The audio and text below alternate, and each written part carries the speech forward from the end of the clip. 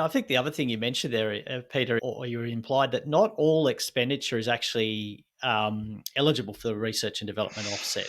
So needing to identify what is and isn't eligible expenditure is important. And again, talk to your accountant and advisor to get some assistance with that.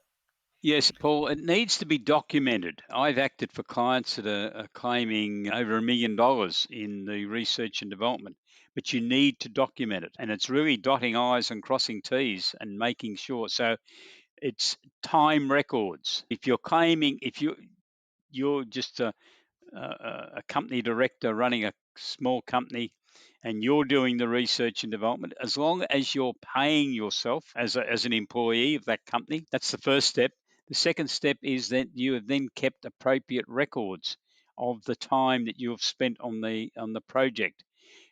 Just a director just spending time having a bit of a browse as to what's going on is not claimable. It's got to be research activities.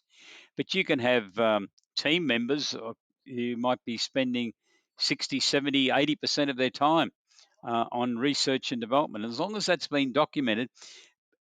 But I also really like that the team member has written down what they have done. People need to realize that research and development is done on the self assessment basis. And that basically means, what is it, Paul? 2, 3, 4 years' time might be the time that you receive a phone call from the tax office that they want to check the records. They're not checking it straight away. They accept what you tell them at first. They will actually issue the taxation benefits, but then it might be in 3 or 4 years' time that they're following up doing review work. And you need to have the documents. That that very important employee that you've got working on your R&D project now might be back in England by then. They might have been a student or a backpacker or someone that's been working in Australia.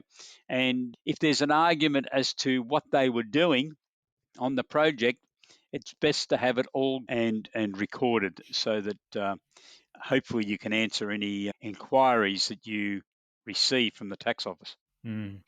Yeah, I think I paraphrased my Spider-Man clause on there, where it's with much government incentives and money, there is much documentation and legislation to follow.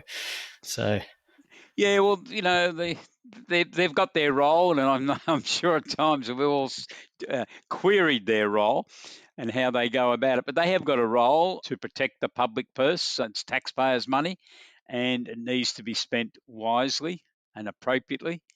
And so their role is to make sure that happens. And when they make those inquiries, might not suit the company itself, who might think that they as soon as they lodge the tax return, all these things are approved. They're not, and people need to realise that. And keeping the records is very important, I think.